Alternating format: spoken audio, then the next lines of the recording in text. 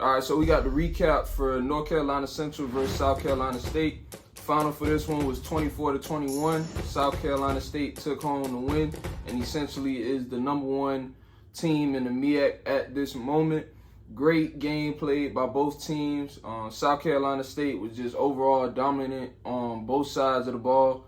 When we go over the stats sheet, we got Eric Phoenix going 26 for 36, 321 yards, 3 total touchdowns. Caden Hyde being Caden Hyde, balling out. 8 receptions, 113 yards, 2 touchdowns. The connection that Eric Phoenix has with his receivers is like unbelievable.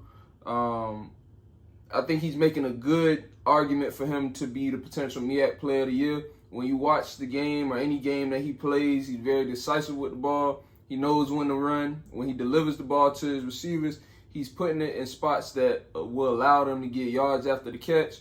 And he really commands that offense in a way that's noticeable to people that, are watching the game. If you want to go left, he's going to go left and go that way. If you want to go right, he want to go right, he'll go that way. So shout out to him. Continue to be dominant, and I wouldn't be surprised if he is the MEAC Player of the Year at the pace that he's going. When we look on the defensive side of the ball, Asad Hall, I mentioned him in the prediction video, which if you haven't watched, you should go out and watch that video. But Asad Hall, my personal opinion, I think he'll be an NFL prospect if scouts aren't already watching him. I think on the season right now he has 10 total sacks. In this game alone, he had 4 tackles, 3 tackles for loss, 3 sacks, and 1 forced fumble to seal the game out, I believe. When you look at Aaron Smith, dominant game for him, 10 total tackles, 1 tackle for loss. Overall, that South Carolina State team just came in the game with the mentality that they were more than capable of winning it. They played at home. People were doubting them, and they proved them wrong. I mean, they proved them wrong, proved me right. If you watch football, you could see that with the previous games that they played. But nonetheless, let's get into what happened during the game. First quarter, South Carolina State came out with a good flow. Eric Phoenix ended up connecting with Justin Smith-Brown on a long touchdown down the middle of the field. North Carolina Central ended up stopping them and forcing them to put up 3 points on the board with a field goal.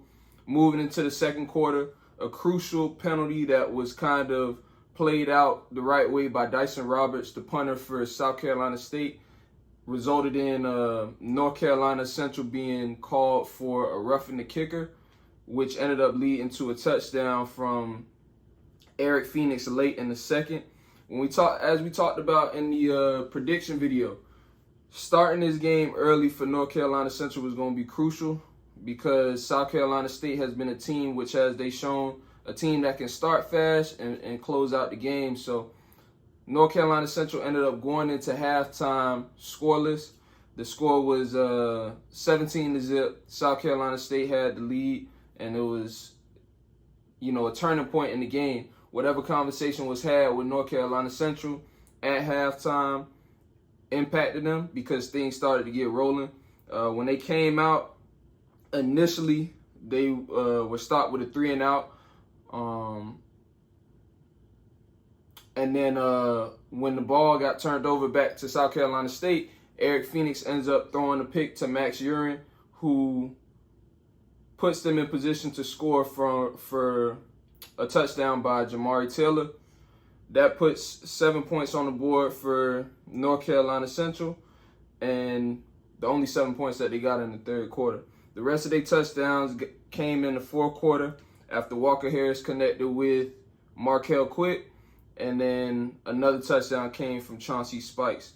Asad Hall ended up finishing the game. He closed it out with a forced fumble for Walker Harris, and South Carolina State, won 24-21.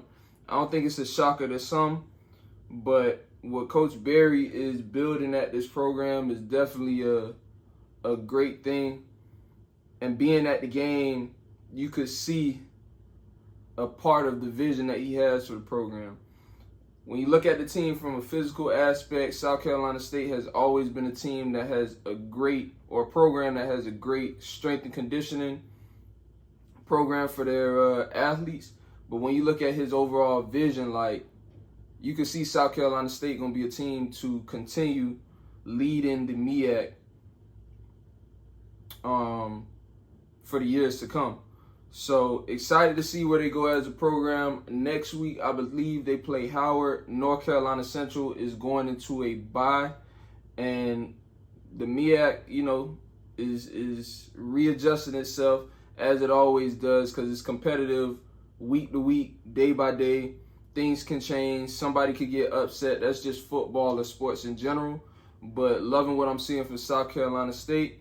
And if you're not following us on socials, head over to Instagram. It's @ForTheCulture HBCU. On Twitter, it's the number 4, the Culture HBCU. Remember, this is the number 1 HBCU sports platform in the world. Whatever HBCU sports content y'all need, I can provide.